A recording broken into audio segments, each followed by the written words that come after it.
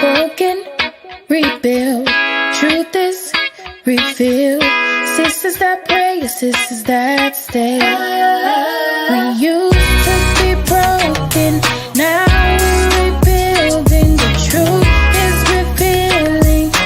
This is my healing. We used to be broken, now we're rebuilding. The truth is revealing. This is my healing. Truth broken, rebuild. Truth is revealed. Sisters that pray, sisters that stay. Broken, rebuild. Truth is revealed. Sisters that pray, sisters that stay. We used to be broken, now we're rebuilding. The truth is revealing. This is my healing. Hello, hello, hello, hello. How's everyone? I'm working on this thing, trying to get it straight. Okay. Whew, I probably should have. Okay. Hi, Sarah. Hi, Marcia. Hi, Asan. Hi, Rick. Hello, everyone. I know I'm sideways. I'm working on it. I am trying to get this thing straight. Okay. Give me a few seconds. Hey, Lakila. Chanel. Hey, Wanza. How are you? Good afternoon. I am a little discombobulated right now, but I'm getting myself together. What I'm going to do is I'm just going to put the song back on for 1 minute and then try to adjust this, okay? Let's listen to it one more time. Broken, rebuild. Truth is revealed. Sisters that pray, sisters that stay. We used to be broken, now we're rebuilding. The truth is revealing. This is my healing. We used to be broken, now we're rebuilding. The truth is revealing. This is my healing. Truth broken, rebuild. Truth is revealed. Sisters that pray, sisters that stay. Broken, rebuild. Truth is revealed. Sisters that pray, sisters that stay. We used to be broken, now we're rebuilding. The truth is revealing. This is my healing.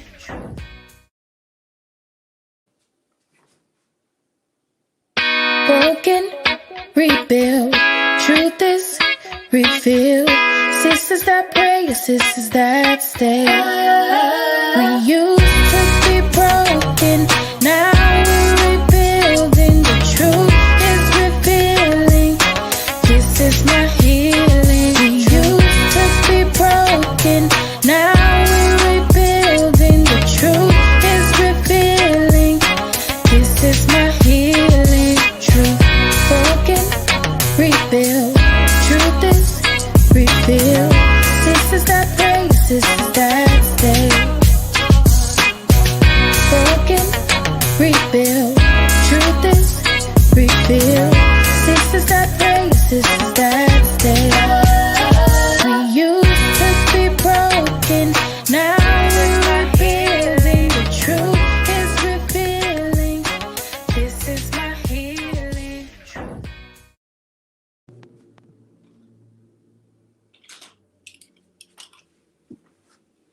Okay. I'm back. All right. I can't seem to get it straight, but we're going to work with it the way it is and try to get some kind of sense done. All right. So, good afternoon, Tanya. Good afternoon, Elder Hayes. Good to see you guys. Jamie Ratliff. Good to see you. Hey, Kayla. Tanya. Hi. Tracy. Crossland, good to see you, darling. Thank God for all of you. Rocky Pearson, Roxy, glad to see you. Francis, hey, hey, hey, do me a favor, guys. Share this because people are not used to me being on at 1 o'clock. I'm trying to make accommodations for all of our New Year's revivals and the things that we have going on. And meanwhile, this screen, I'm really working with it, guys. It's not the screen, it's just the way I have it positioned. But I'm a little bit to the left. Monique is going to kill me because I'm not looking directly at you guys, but I am trying my best. Okay. Hey, Christine. Hey, good afternoon. Good afternoon. Okay, this might be okay. Let me see if that's even a little better. Okay, okay, we're getting there. Maybe it's a little high. Okay, I think I got it. All right, that'll do it. Hey guys, so I am, trying to hide the girls a little bit, but you can't hide them, they're everywhere. Thank you guys for being with me this afternoon. Today we're going to talk about leading ladies with relentless pursuit. Leading ladies with relentless pursuit. Yeah, I'm getting used to this redhead too, and I need to make it straight. I wouldn't do that while I'm live, but thank you guys for the support. Every now and then you need to change, so we're going with this red head, and it takes me a minute to get used to looking at myself this way, but I think it's kind of cute. You guys seem to think so too. So um, enough about that. Enough about that. Good afternoon to everyone. I'm so glad that you have found your way here to this live, and those of you who are watching the replay, please forgive my tardiness. I'm usually on time early, but today was an exceptional day, and I want to tell you what happened just before I got on this live. Hey, Tracy, good to see you, darling. Deborah Johnson, Cynthia, hey, I love you, Antonia, and Latoya. Good to see you, Diane. Amen. So, as you all know, we are relentlessly pursuing the Cindy's House project. Thank you all for your continued support. I'm going to ask you to please share this if you haven't. Just share it. For those who don't know that I'm on at 1 p.m., they'll know if you share it. And if they can't get on, they can watch it later. So I have some really good, helpful, powerful word for you today. But just before that, let me do some announcements. Hey, Noah, how you doing? Shaquel, hey, hey, I see you guys coming on. Thank you. Thank you for inviting your friends and family. We're going to talk about leading ladies, and we're going to talk about relentless pursuit. You can't lead if you quit. So we want to make sure that we are not quitters.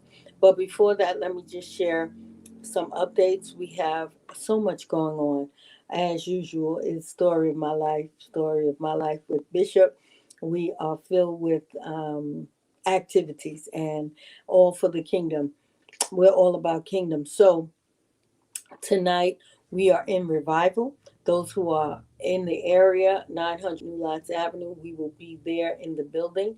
Those of you who can join us online on our Full Effect Gospel Ministries page, we will be live with our New Year's revival, 21 breakthroughs, and we're still relentlessly pursuing this promise of the Lord. 21 breakthroughs shall be our portion. Tonight, our speaker will be Dr. Kikima Easterling. She's a prophetess and a preacher. And those of you who don't know her, you want to join us tonight at 7:30 p.m. Now, that is the reason I am not going to be live at 9 p.m. as my new time slot is Wednesdays at 9 p.m. We have been in the month of January, we do back to back revivals. We want to make sure that we are refreshed and renewed for the new year so that we are ready for any challenge that shall come our way. and for any obstacle that might show up. And you know, whenever you are in pursuit of greatness, whenever you are in pursuit of anything that has to do with the kingdom, you should be prepared for some kind of attack or some kind of monkey wrench to be thrown in your plans. And so, speaking of a monkey wrench in the plan, when we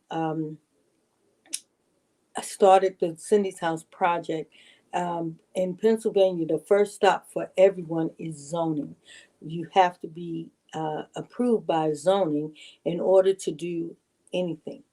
Okay, so because we had to go through zoning, we presented our proposal for Cindy's House, which, for those of you who don't know, Cindy's House is going to be a place for displaced women who are victims of domestic violence, or and their children who are young women who age out of foster care and have nowhere to go, and their children, and then women who are ex offenders who are released from prison and have nowhere to go. So, this is the vision that God has given me for Cindy's House. And Cindy's House, we're going to use the property that Bishop McGinnis bought. It was intentionally for rental purposes, but the Lord released him to relinquish that property for the first Cindy's House. And so we're excited. We're getting renovation done. It was a property that needed renovation from the top to the bottom, from the third floor down to the first floor, 3 floors, plenty of space, and a beautiful structure. And so we're in pursuit. We're doing it. We have the video out. We have flyers. We have fundraising going on for Cindy's House.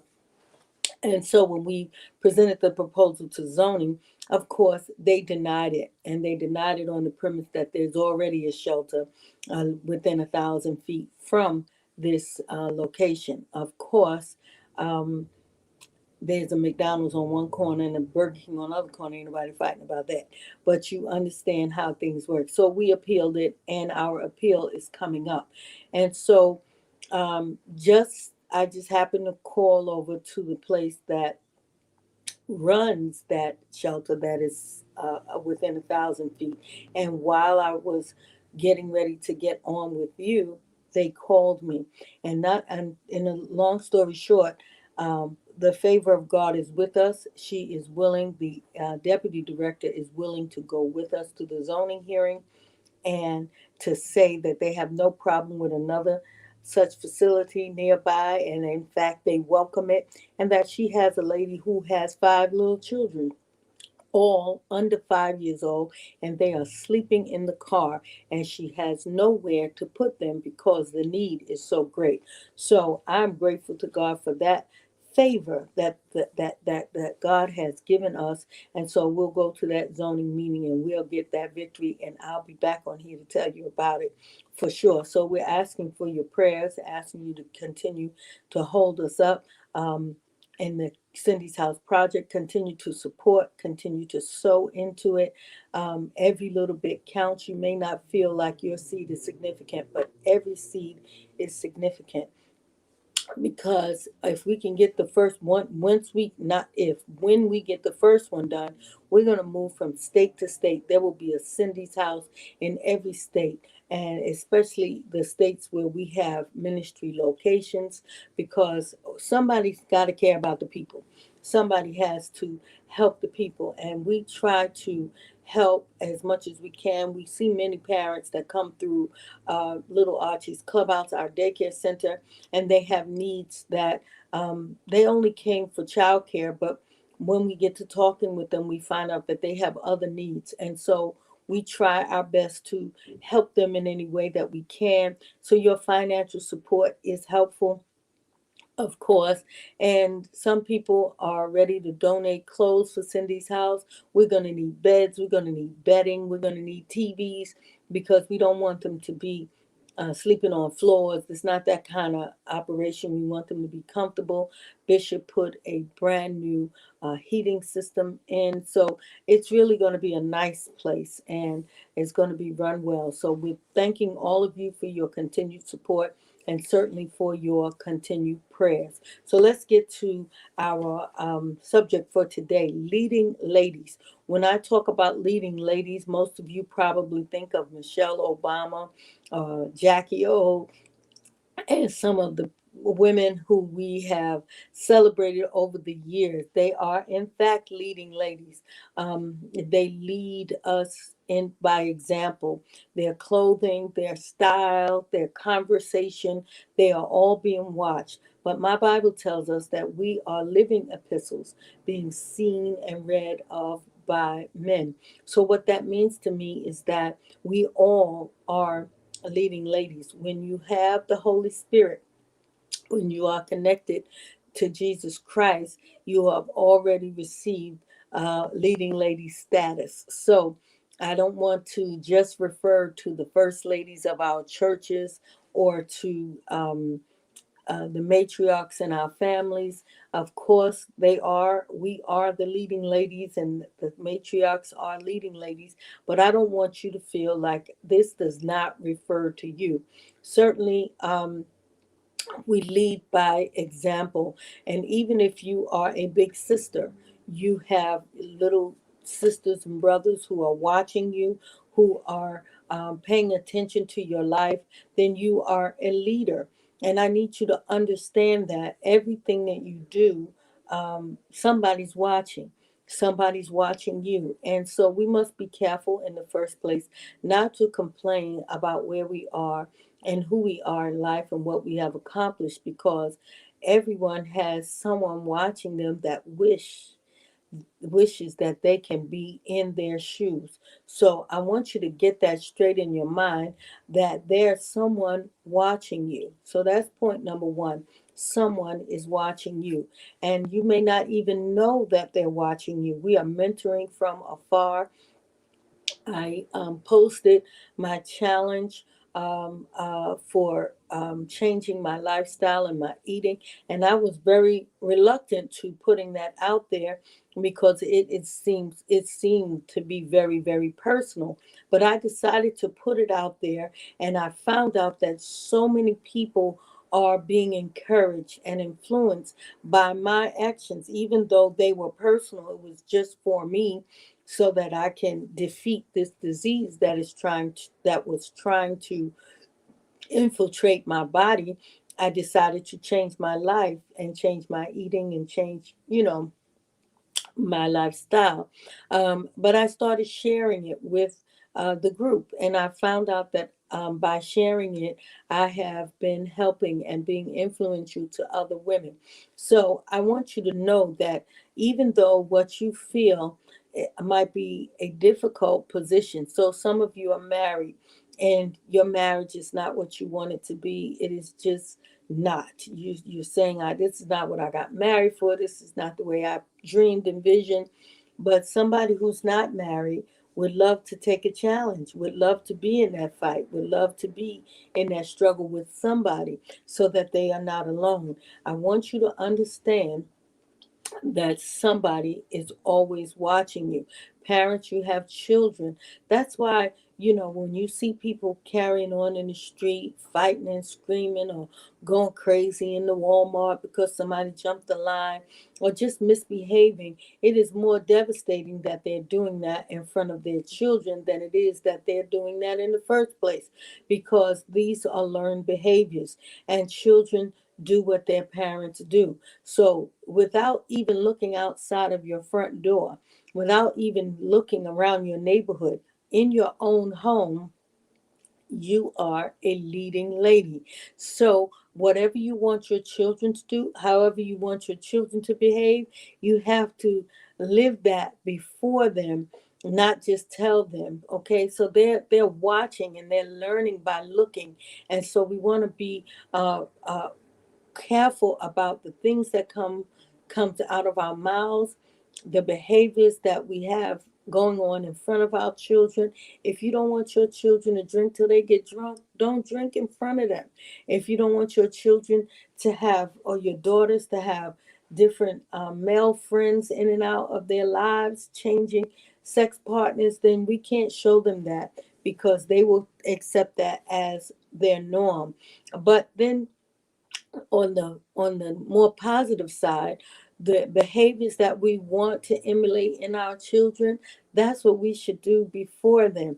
And so living a clean, holy life before them, and taking care of our spirit man, praying daily, and not just praying in our secret closets, but praying out loud, praying so our children can hear, putting on spiritual music, worshiping in our homes, talking with a tone that is acceptable in our homes. All of that is learned behavior. Hey, Chelsea. Hey, Mantra.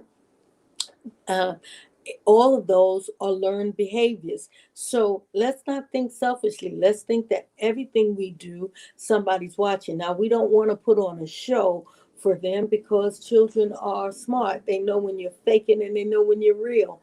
And some of your friends know when you're faking and they know when you're real. What I can't stand is a pretentious human being. When you just got so much to prove, you can't even say hello. We up in Pathmark, or I say, hey, what's up?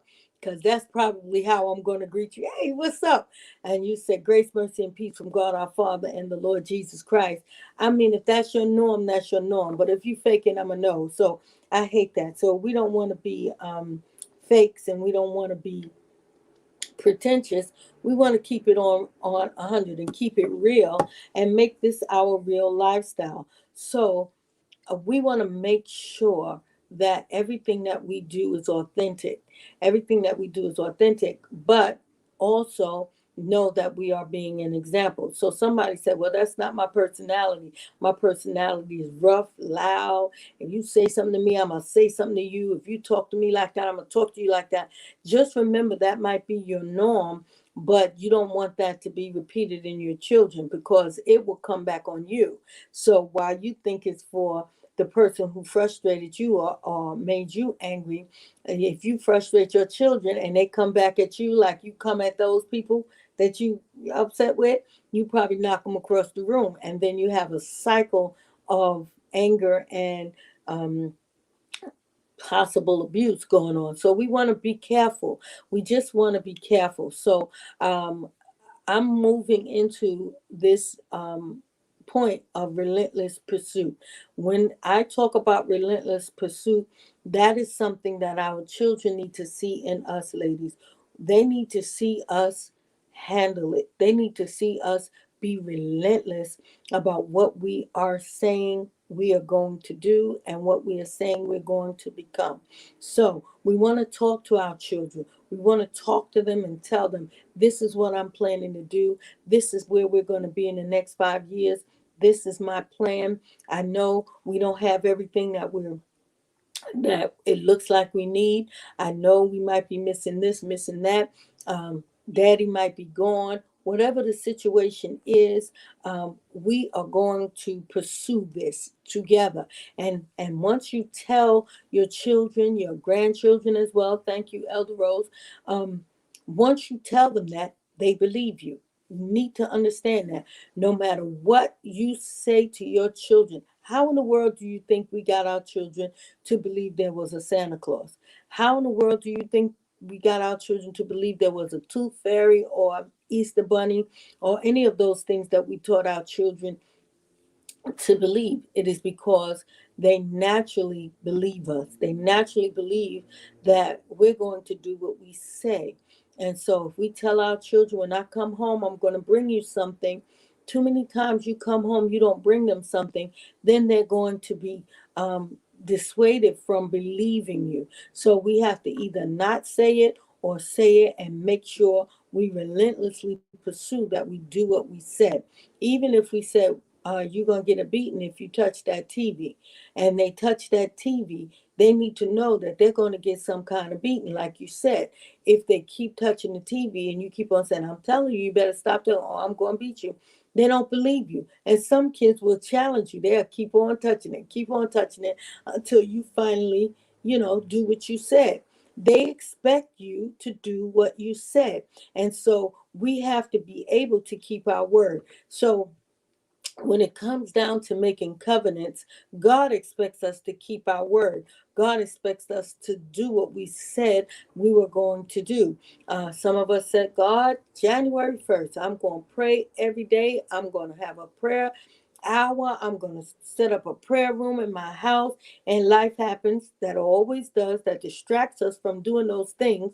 And once again, we did not do what we said. We must be relentless. That means that I said to myself, when I go in my closet at night, sometimes we're exhausted. We're coming in from New York after being in Pennsylvania, going to New York, coming back from New York. Sometimes it's really late. It's 3 in the morning or 4 in the morning.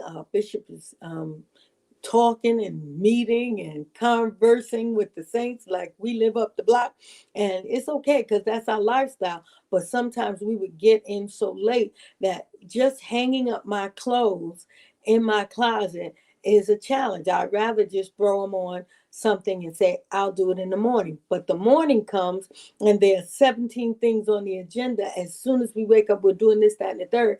Then the night comes and then there's another thing up there, and before you know it, you have a crazy mess going on in your own closet. So at one point in my life, I decided that I would um, be a better manager of my closet. The Lord blessed me with beautiful clothes and shoes and pocketbooks all over the place. So I will not disrespect the blessings of the Lord that He has given me by not keeping it organized and nice. So I decided that even though I'm tired, even though I'm exhausted, I will take the time that it takes to put things back in order every night. And that is a challenge, but that is something I have to be relentless about. So thank you, Antonia, for that. But thank you. Some of us did teach. She said she didn't teach Santa and Tooth Fairy. I get it. Most of us didn't, but some of us did. But the point that I was making was that they believed us. And so, of course, I understand that. Thank you for sharing that. But these are points that I'm making now, that if we make a commitment to ourselves for ourselves, we have to be relentless. Relentless means not allowing excuses to stop us from doing what we said we're going to do. And I get it. I'm one who is not a fault finder or a blame person, because I get to the point where I mean well. I mean what I say while I'm saying it, but I have been prone to allow circumstances and excuses to stop me from doing things that I know I should be doing. So I'm trying to share this with you from a personal perspective and to let you know that our people in our lives expect us to do what we say. Wives, our husbands depend on us to do what we say. And some of us, we say, well, he didn't do his part, so I ain't doing my part. And that's not the way we are supposed to live. Because number one, it's not just him. You made a promise to God and you made a promise to yourself. So you're going to ignore your promise before God. You're going to ignore your promise to yourself because somebody didn't do their part. That is not true relentlessness. Relentlessness says, I'm going to do my part because this is what I said I was going to do. And there's no excuses for us for being um, able, because we believe it and we quote it, I can do all things through Christ who strengthens me. It is the absolute truth. And sometimes we have to remind ourselves that I can do this, I can do this, and rebuke the voices that come in our heads. You got to silence the room. You got to silence the psyche. You have to be able to stop your thoughts from causing you to change your mind. So we made some really serious commitments in the beginning of the year, and I want to stop in periodically to keep you on your grind. Some of us have decided to read a book every month or every week, to finish a book and to read something every day. And reading means that you have to calm yourself down, be patient, and sit down and open a book and read it and enjoy it. Some of us are in the We Read the Bible group, and we are reading the Bible for a year. And so, a simple way to do that is to read 4 chapters a day, starting with January 1st. By the end of the year, you will have read the entire Bible. Now, do you have to do that? Of course not. You don't have to do any of these things. But if you made a commitment to read the Bible every day, then you have to be relentless about that, in relentless pursuit. That means even if you get into bed at night, and which has happened to me, I got into bed, I'm under the covers, I'm ready. And I remember that I didn't read my 4 chapters. So I get myself out of that bed, sit in a chair, put on a lamp, and read my 4 chapters. And I don't rush through them, and I don't skip, skip. I read so that I understand what's going on, and I finish the 4 chapters, and then I go to bed. And it's my fault because I had a full day and I did so many other things, but I didn't do the 4 chapters. Now, this is just me. I plan to read certain books and to write certain times of the day and to do my business. I have a daycare center and it requires a lot of paperwork. As a director, you have to do a lot of work, and you have to deal with the parents, and you have to do ministry, and you have to make sure you're a witness every day. You have to make sure your husband is taken care of. You got to make sure there's food for everybody. There's a lot that has to be done in my lifestyle. And so I can make excuses. I can say, well, I got this and this to do, so I ain't doing that. 30 years of marriage have taught me that that doesn't make any difference. What you have to do, you have to do, which is why you often hear me say, put an H on your chest and handle it. You got stuff to do. And so, very often, I don't have a lot of time to talk on the phone or do other things because I have a lot going on. But then I have to remember my mother is very important to me. I have to spend time with her. I have to talk to her. I can't rush my mother on the phone. I can't rush time with my mother. That's my mother, the only one I have. And she's lonely and she's getting older, and you have to do those things too. You can't leave out the people that you love because you have so many things going on. So I'm not coming to you from the perspective of a person who does absolutely nothing all day, sitting around being gorgeous all day, and trying to figure out something to do. I am a person who has to be relentless in everything that I'm doing. I have to make sure I talk to the women of Healing Truth every single day. And that's my pleasure and my joy because God gave me that ministry, and I take my ministry assignment very seriously and I take it personally.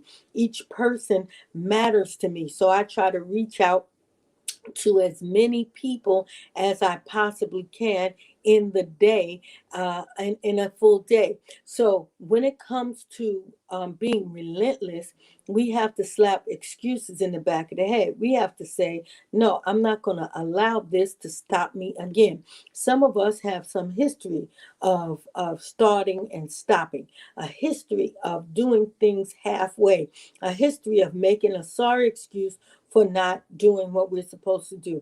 I have employees who are often late or often absent, and they really believe that having an excuse is just as good as being there.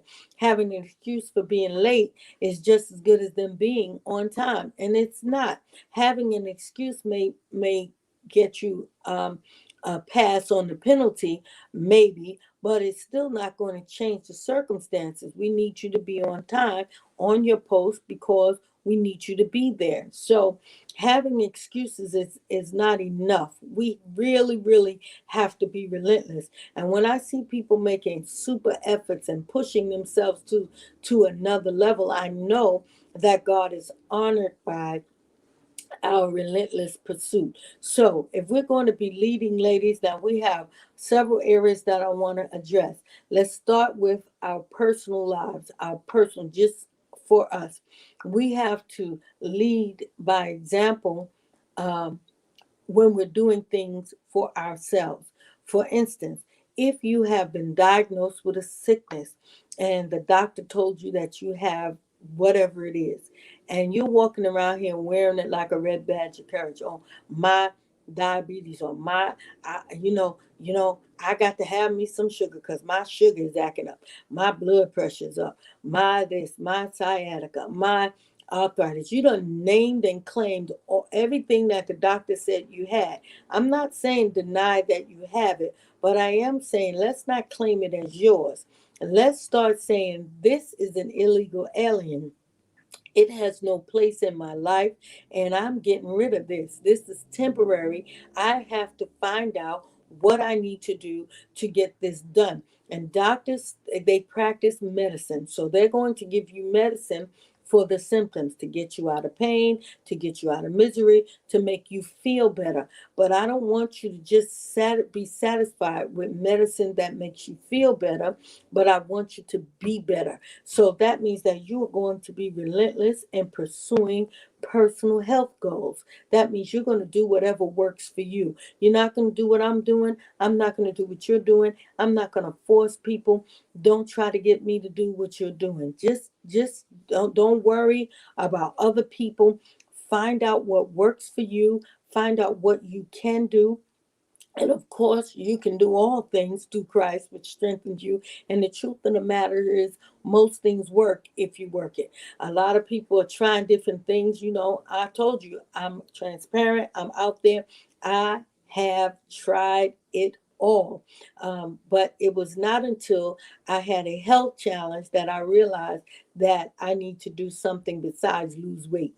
Losing weight is something that I have to do, but I have to do something else. I have to do something to reverse the health challenge that I was having. And I'm grateful to God that when you have this desire to change, to help yourself, God will give you the information that you need. And for some of you, he just led you to join the Healing Truth Women's Ministry group, and you've been reading and you've been watching and you've been seeing things that you didn't even know can help you heal yourself. And so making goals for your own self improvement is number one. We want to make sure that if we have reading challenges, we can learn how to read. There is no such thing as I can't learn. If we have challenges with math, you can learn how to do math. There is no such thing as I can't learn. There is no such thing. You have a brain, all of us have a brain, and it's the same brain that God gives the ability to do whatever we need to do. Some of you would advance in your workplace if you had a degree, but you keep telling yourself, I'm not the college material. How many years you going to do that? How many years we going to keep on saying what we're not going to do? I mean, for God's sake, 4 years of college, I can't be in no school for 4 years. You intend to be alive for 4 years. You don't intend to die. You got to do something for the next 4 years. You might as well go ahead and get a degree. Some of you are putting too much pressure on yourself because you want to be the one who posts straight A's and 4.0 GPAs. Never mind all that. Pass your classes and get your degree. If you have straight A's and you have a 4.0 or 3.5 GPA, post it, share it. That will motivate somebody else. But that's not for you, that's for them. What you need to do is what you need to do for you. Am I helping anybody so far? You need to do what you need to do for you. There's no excuse. I don't have enough money. I don't have enough. Then you got to figure out how to get that bag, son. You got to figure out how to get that money because you can't keep on having excuses for not having money. And that's how some of us end up in relationships we don't even want to be in because somebody, you know what I'm going to say, and bought us a meat plan. And beef patty and cocoa bread to help us pay the cable bill. And so now we're in a relationship with somebody who's supplying something we could supply for ourselves if we would only become relentless and pursue the goals that we make for ourselves to be more independent and less dependent. And I know some of the single ladies on here saying, I believe God that I'm going to get me a husband who's going to take care of me. I believe God for a husband who got enough money to take care of me. Listen to me, pumpkin. I'm not saying he's not out there, but it's better for you to be able to get your own bag and handle your own money, and then you'll be an asset and not a liability. You don't want to get into any relationship as a liability, somebody that somebody else has to take care of. You don't know how to drive. Okay, you need a driver's license. Come on, baby, you got to drive, because there were times when that husband don't feel like driving. Or what if he gets sick? You can't go nowhere. Are you kidding me? You need to be able to drive. You need to be able to work and do what you have to do. Even if you're a homemaker, you need to be able to do that, and you need to be able to handle your own life, because people die, people walk away, people leave. These things really happen, and you don't want to be at the end of the day saying, I don't know how to do anything. What am I supposed to do? Baby, you better have a plan, and you better have a workable plan, and you have to be prepared for whatever comes next. I'm talking to you because this is for you. This is not for anybody else. I'm not saying be able to drive and work and bring in income so you can be a help. Of course, you will be a help, but be able to do that so you can handle your business on your own. And I'm saying get on your grind and handle it, because God said you can. You are not alone. You have God the Father working with you. He's on your side, but He requires relentless pursuit. You have to fight against the enemy of yourself, because you know what you need. There's an enemy that works against you. I want to talk about you before I can move to the next level of relentless pursuit. We have to work whatever we need to work out for ourselves. Emotional distress, we have to be able to handle that. I know some of us are saying go to a therapist. I get it. If you got the money and the time to go to a therapist, and that therapy is helping you, then get your therapy. If you don't, then you need to get in your word and therapeutically help yourself through the word of God. The word of God has everything that you need. And if you can't rightly divide it, then get under leadership that rightly divides the word of God. Somebody who hears from God, who can talk right to your situation when you need it. And even at that point, you need to be able to minister to yourself, because we see in part, we hear in part, we prophesy in part. The other part is your part, huh? I can't hear nobody saying nothing back to me. The other part is your part. So we need to be able to really, really pursue the goals that make us better. If it means we have to do some exercising, some of us automatically go to the extreme. Go get a gym membership, sign up, and then we're paying for a gym for 8 months because we only went for 4 months, and that wasn't consistent, but we still got to pay because it's a contract. So we've been paying for that gym membership. I'm in trouble. I'm in trouble. I know it. We've been paying for that gym membership for a full year, and we only went for the first 4 months because we lack relentlessness. I don't need you to go all the way to that extreme when you join the gym. I need you to be able to get up and down the stairs in your house regularly, often. Go up and down the stairs in your house. Go outside and walk around the block. These are exercises. Stretch your hands up in the morning. Do stretches. Stretch out. Stretch your body. If you stretch your body, you'll be in less pain. Stretching hurts, but after it's done, your body is movable. These are things that you can do without a gym. My father used to say, "Oh, you need no gym. You don't need no gym. Just go to the park and walk around. It's for free." And he was absolutely correct. If you can't get in the park and walk around, you probably ain't gonna go to no gym. Fancy, we done spent money. We done ordered all these fancy gym clothes from Amazon.com. We done got the shapely gym wear. We got it all sitting up in the drawer because we ain't going to no gym. Don't feel like it.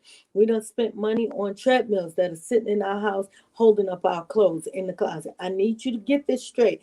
I am not trying to tell anybody what to do.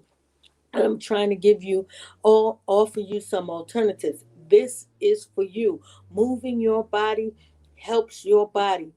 Bodies in motion remain in motion. Bodies at rest remain at rest. You keep sitting there in front of that TV, and this is all the exercise you're going to get. Eventually, your body's going to get stiff. Eventually, you're going to have problems, and that's the stuff we have to hear. Oh, these knees, oh, this back. We are constantly complaining about ailments that we have that we can do something about. So let's move on from our own physical needs. And our emotional needs. Of course, we want to deal with those emotions. We want to face the reality that nobody cares. I just want to say we care, but we don't care that much. So you're going to keep on telling us the same story over and over. At some point, we're going to need you to get over it. At some point, we're going to need you to move on. At some point, even your best friends are going to tell you, all right, enough of that whining. Let's get to what we need to be doing. And then spiritually, you have a pastor, you have leadership, and you have a Bible right in your hand. Get it on your computer, get it on your phone, and just read the Bible. It helps, it helps, it helps. So then we go to the next level of relentlessness for other people, because the truth of the matter is what you do for others matters more to God than what you do for yourself. But the point is, if you don't do for yourself, you will not be able to do for others. That's why we tell you to get the money. That's why I'm encouraging you to do business and make sure you have your own money, because the promise to Abraham is to bless, to be blessed, to be a blessing.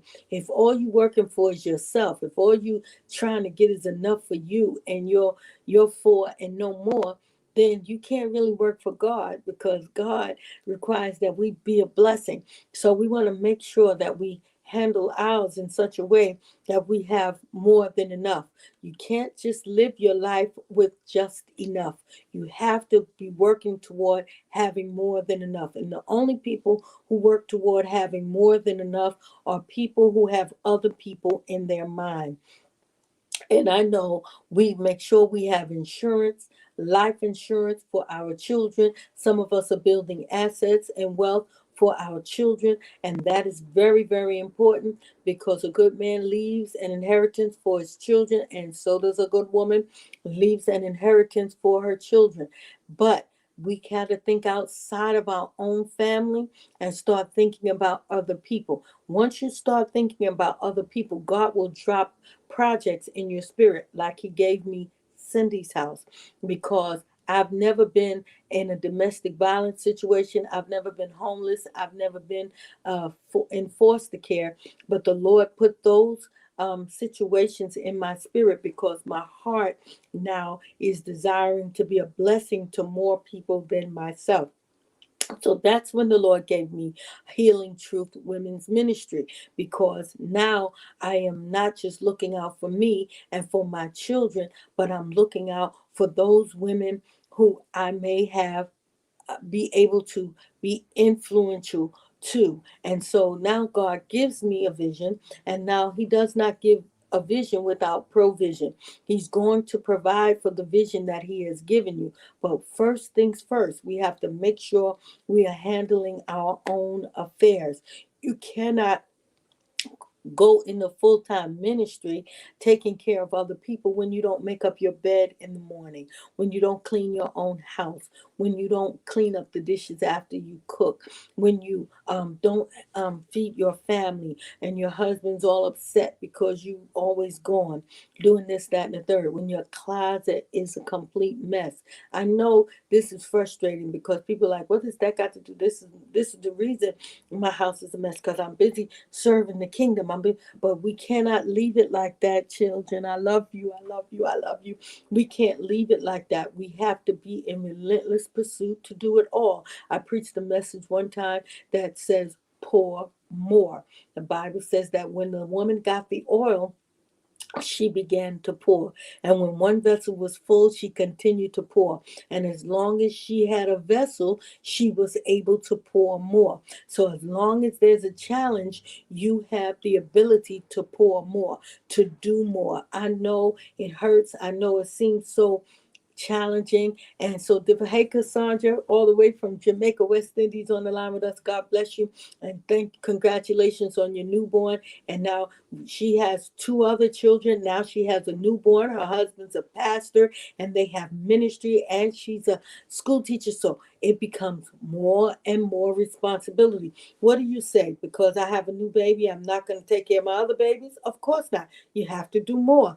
Now, what do you say? Because I have a new baby, I'm not going to clean up my house? Of course not. You have to do more. So I want to talk to those of you who are believing God for so many visions and got so many things going on. You have to be able to do more. And if you're physically unfit, you can't do, even if you can't function physically, how are you going to take care of your children? They're going to, if you're constantly in pain and constantly sick, what's going to happen? Your children are going to say, I can't go to school today. Why? Because I'm sick. I can't clean up my room today. Why? Because I'm sick. I don't feel good. These are learned behaviors that they learn from us. If we're sick all the time, we're gonna be going to school every 5 minutes because the nurse's office is calling. Your baby has a stomach ache. They don't know how to function with a stomach ache because we don't know how to function with a stomach ache. And so we have to be examples of relentlessly pursuing our goals. And we need to tell our children, and they say, Mommy, what's my stomach is hurting or my back is hurting. I have a lot of pain. So they say, sit down, Mommy. You say, no, I can't sit down because I have to finish cooking dinner. And they know that you're in pain, but you are still doing what you need to do. So that's different than now. If you're now, those of you that's getting a little frustrated, you're in the bed, you're bedridden, the doctor put you in the bed, you can't do anything, then you can't. But I'm talking about daily aches and pains situations, and sometimes we can bear a lot more pain than we even knew we could. And we push ourselves and we push ourselves so we can get the job done. And so once we do that and we learn how to do that and we learn how to handle what God has given us, we've taken care of the house, we've taken care of the church, we've taken care of the children, then God's going to give us a vision to take care what? More, and more. And so, yes, he'll give us a vision for Cindy's house. How are we going to run it? How are we going to get it done? I don't have a full plan yet, but I know that if uh, God gives us an idea, he's going to provide everything that we need. So this is what I'm trying to say. Leading ladies lead by example. That means that if the money is running low in the household, we're not going to be walking around here talking about, babe, you supposed to take care of me. It's your job. You the man of this house. How long are you going to do that while the lights are off? How long are you going to do that while you got to keep on moving because you didn't pay the rent?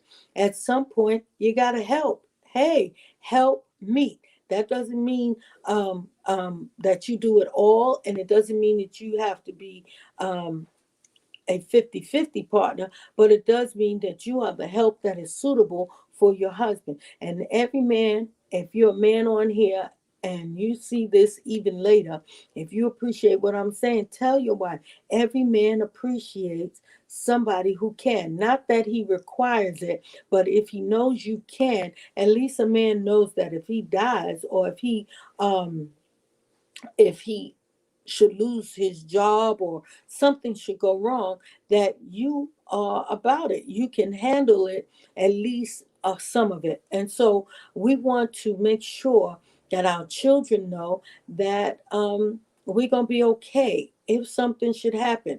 You know, we want them to rely on dad in the house. We want them to rely on mama and grandma, big ma, and all those that help us. But we certainly want them to know that we're going to be okay because mom is a ride or die chick. Mom going to get it done. So we watch movies about this all the time where the mother's in some situation and she looks at that baby and said, we're going to be all right. Don't cry. You're going to be okay. You never see movies where parents say, we're all going to die, kids. Just lay down here. This is it. I don't know what we're going to do. Strong women get it done. Strong women are relentless. That means I got to go when my body is hurting. I got to go when I'm having menstrual cramps. I can't just stop. And this generation is amazing to me. Hey, hey James, how you doing? I'm calling you James because that's what you put up here, Prince James, TJ. Hi. This is what life is about. Life is about saying no more excuses. I mean, I respect your grind. I respect people who do what they have to do, but I respect people more who do it in the face of a challenge.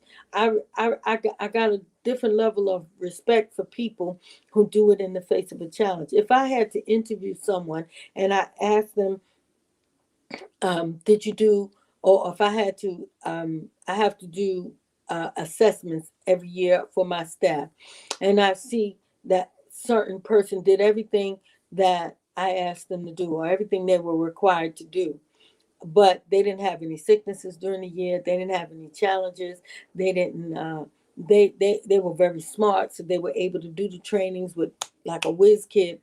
You get respect, but then you find the other ones who had a challenge reading and understanding, but they kept on. It took them longer, but they did it. There are people in our churches who come and they want to help and they want to support, and they have lots of, hey, Cassandra, Jackson, good to see you. They have skills and abilities, and they come and say, well, pastor, I want to come to this ministry and I want to help because I'm skilled in this area, I'm skilled in that area. And so you say, oh yes, God is good, he sent us somebody who could do it. And then they say, but I can only do it on Mondays and Wednesdays between 6 and 8 because I have to be in bed by 8:30. Now we need you at 8:35, we need you at 9 o'clock, we need you when we need you. So while we appreciate your gifts and your skills and your ability, we need somebody who have more availability. So somebody who has more availability may not have the ability that you have. So they stay late and they teach themselves how to do it. And they will stay all night until they get it right. Those are the people that we appreciate the most. So while they didn't come with the skill set, while they didn't come with the ability, they were willing to pursue relentlessly. And so I want all of us to get this message in our hearts and in our mind. I don't care how old you are. Some of you have just accepted what the world says. Once you start getting old, they say that to me. I said, oh, my knee hurts. They said, yeah, well, it's 57 years old. You know, that's what happens to you. That's not what's supposed to happen to you. It's not supposed to happen. Just because you're older, it doesn't mean you're supposed to become decrepit. You are supposed to work a little harder, of course, because might take you a little bit longer to get up out of the chair, but that don't mean you sit in that chair. You gotta get up. And so while you're in the chair, you're gonna do arm lifts, you're gonna do neck lifts, you're gonna do shoulder rounds, you're gonna do things with your fingers so they don't get stiff. Get your little ball and exercise. You're going to move your legs up and down like what I'm doing. You can't tell, but I'm moving my legs up and down. You're going to start moving that body so that you don't have to have the symptoms that other people have. So we have to be careful about what we eat. We have to be careful about how we move. We have to be careful about who we communicate with, because if we're talking to people who just all they talk about child getting old, this lady was getting on a bus. I heard a bus driver saying, and she said, oh, son, she was having such a hard time getting on the bus. And she looked at the bus driver and said, son, never get old. And he looked at her and said, well, the only way to avoid not getting old is to die young. So I prefer to get old, but I'm not going to get old and have knee problems. Now that I know that certain people got old and had knee problems, I'm going to start figuring out what it takes for me to get old and not have knee problems or not have the difficulties that other people are having. If it means I got to change my diet, then I got to change my diet. Jessie Civil said she was 90 something years old. I said, you 90 years old and you got your own teeth and you don't have a home attendant? She said, yeah. I said, what is it? What's your secret? She said, the secret is if it ain't good for you, don't eat it. I never put eating together with long life and healthy living. I just didn't. And it was that moment that I realized that her suggestion, though simple it was, it made so much sense. She said, if certain food make you tired and you don't need to be tired, you got stuff to do, you don't eat that, right? I said, yes. She said, if certain food makes you sick, you don't eat it. If you're allergic to certain things, you don't eat it. And then certain things cause your heart arteries to clog, don't eat that. Deep fried food is as good as it takes. Popeye tastes good. And all these foods that we eat, everything in a Chinese restaurant is deep fried. They drop everything in the same oil. Yuck. But anyway, I'm just saying it tastes so good though. We need to realize that it's causing our arteries in our hearts to be clogged, and we don't know until one day we get a shortness of breath, we go to the doctor and they have to give us a stent. You don't want to learn like that. Let's find out. Let's do the research. Let's do relentless research on what things we need to be doing to avoid these results that we are seeing and not accept them as our norm. Thank you so much for joining me this afternoon for the healing truth, and I trust that you are um, considering your life and considering those things that help you live. um, I'm gonna put this up here because I need you to. Oh, okay. You can't use the Cash App anymore. Oh boy. Oh boy. Oh boy. Okay, so just ignore that Cash App. There's no Cash App, but there is Givelify, PayPal, and Venmo. You can use Venmo. I appreciate your support. I know there's not a lot of people on this afternoon, but those of you who can support us, we try to. Normally, I have somebody working with me, but it's 1 o'clock. She's at work, so I'm doing it myself. But our goal is $500 a week. It goes toward the renovation project for the Healing Truth Cindy's house. So I didn't get on here for that, but I certainly have to meet with you regularly. Every week is our time together at 9 p.m. We meet, but because of the revival, we're here at 1 o'clock. But if you're on here and you were blessed and you want to bless Cindy's house, please, sir, please, ma'am, be a blessing. Ignore the Cash App. I don't know. Cash App keeps closing all our Cash Apps. I don't know. I'm not gonna fight with Cash App anymore. I've moved on to Venmo, PayPal, even Zelle, Healing Truth 900 at gmail.com. Any way that you can support Cindy's house. Some of you send money in the mail. You can go to the website, healingtruthwm.org/projects, and you can see everything that we're doing, and you can sow into Cindy's house. Listen, we are closer now than we were before. We're waiting for the plumber to finish the plumbing there so we can do another video walkthrough for you guys. But we are relentlessly pursuing that goal. So, ladies, gentlemen, get in relentless pursuit of your personal goals. Don't let anybody tell you you can't go back to school. Don't let anybody tell you you can't do it. The devil is a lie. As a matter of fact, if they tell you you can't do it, that's when you tell them, oh, yes, I can. Thank you. Thank you. Good. Thank you for sharing that, Mary Ray. Happy birthday. She just turned 70 years old and she's in the process of launching her own business, residential independent living home for young mothers and babies. We're praying for you in that effort. Absolutely. Thank you all for your continued support of Healing Truth Women's Ministry, Full Effect Gospel Ministries, even Dr. Cynthia McInnes. I appreciate your support and thank you for going along with me on my journey to health and living. My mantra is get busy living. Of course, you know I'm writing a book about it. Get Busy Living is coming soon. I'm going to try to have it for the Women's Conference. Now, listen. February 6th, I got to get off here. I'm on here too long. February 6th, Saturday, February 6th, which is coming up soon, you are invited to the stage play. It's a stage play. It's going to bless your life. It's called You Don't Know Me. That's the name of it. You got to say it like that. You don't know me. That's the way you got to say it. That's the name of the play. It's the first part is going to be February 6th, and part two is going to be March 6th, and it's a full production. You know how we do. So you invited. It's absolutely free. We want you to join us on Facebook Live or come to the building if there are any seats available. So let's make sure we do that. It's February 6th and March 6th. You Don't Know Me. A production by Healing Truth Women's Ministry, written by Dr. Cynthia McInnes and Lee McInnes III, also known as Pastor Trey. We wrote it together, directed by yours truly and Tanasia Lewis. So this is a next group of directors and writers that are coming forward. Bomb 2 Productions is still in full effect. We're still doing what we do, and we're looking forward to some more stage plays.